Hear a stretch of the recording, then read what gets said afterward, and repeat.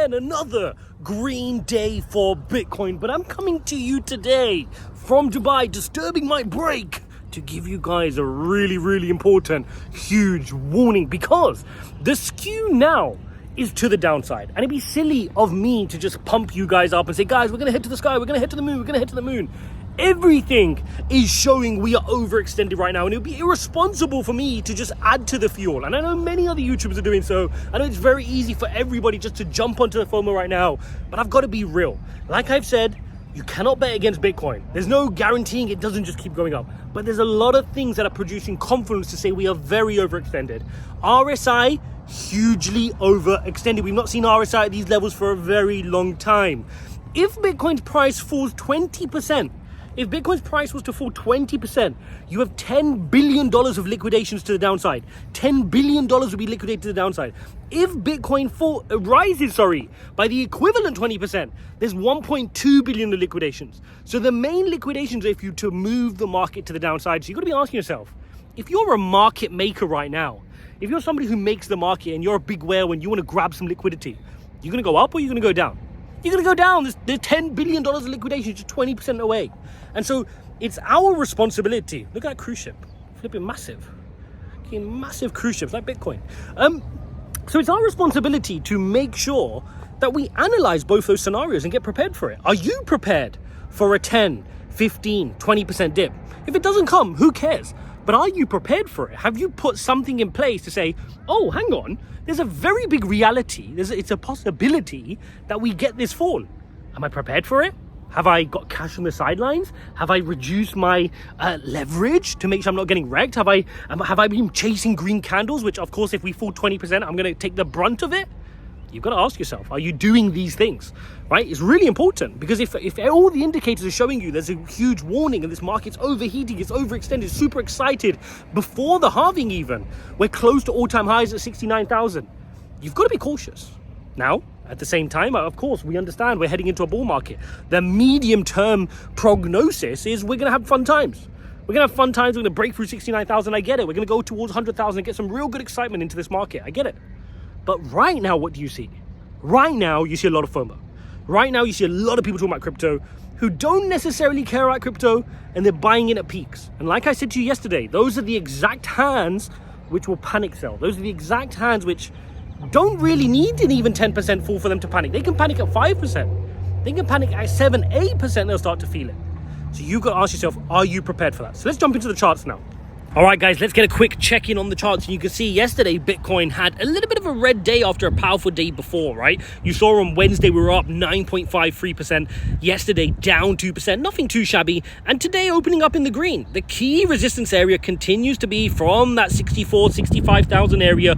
We've got to be able to push through this on Bitcoin. Remember, that is not the all-time high. The all-time high sits at 69,000, but it was the high earlier in 2021 where Bitcoin hit that 64,000, came all the way down to about 29 in the summer of 2021, and then eventually in October, November time, worked its way to create the all-time high at 69. So it's very, very important. But I did want to bring your attention to the RSI. This RSI is in the overbought territory, and it has been since the 9th of February. So it's been quite a while here, pretty much all of February here, sitting in overbought territory, which indicates that, look, the bulls may be exhausted now. They may want to see a cooling off of price action. Now, if you check in on the weekly chart, you see similar stories, right? Powerful week here to the upside on Bitcoin. I mean, it's a big week, big week in the books here, a 20% week. And look, the reason I come with such caution is we know that when Bitcoin is in this kind of a mood, it doesn't have to abide by technicals. It doesn't have to come back to the EMA ribbon, right? The EMA ribbon here, excuse all these crazy lines, guys, just on my mobile, so it's hard to control. The EMA ribbon sits at 43.5. There's no guarantee we have to come down there. Guys, check it out. Isn't Dubai just beautiful? Name me a city better than Dubai right now. I mean, we look in the Western world. You guys have seen my content kind of lambasting the West at the moment. They're not focused on building stuff like this. They're not focused on building. They're focused on other stuff, right? And that's the problem. Agendas instead of success. Success isn't celebrated anymore. We want to be successful. And so my warning to you is very, very clear. You want to get yourself in the market, I get it, right? But you don't want to be FOMOing in. You want to be waiting for positions of strength. If you missed the latest pullback, well, too bad, right? Too bad. You've got to wait for the next one. If you want to FOMO in and chase at the peaks and then we get a massive 10% pullback or 20% pullback like I just shared to go grab that liquidity, you're going to hate yourself. You're going to struggle. So you've got to be patient. You've got to be methodical. You've got to act like a professional. The reason most people get bad results in crypto is not because crypto is a scam. It's because people are not following the principles. They don't have a strategy. They don't manage their risk. They're neither trading nor they're investing. They're kind of doing both. They're kind of dabbling and kind of doing nothing. They're just a mess. And that's the problem with most people. The reason they never hit success in business or in what they're trying to achieve is they just dabble. Don't be a dabbler, guys. If you're serious about crypto, become serious. Decide, am I going to be an investor? Am I going to be a trader? Or are you going to do both like me? If you want to trade, I teach you how in our Telegram community, jarscrypto.com/TG. You too could be roaming around the country of your choice and making more money than people are signing a job on their desk, playing around with spreadsheets. Do you want that? Right? You got to learn. It's not just going to happen overnight. You're not accidentally going to become a doctor, are you? Same with trading. You're not accidentally going to become a trader by watching 2 YouTube videos. You need to study it. You need to do your research. You need to, you actually got to treat it like a professional. Journal your trades. Seek help from mentors. It's not going to happen overnight. Same with investment.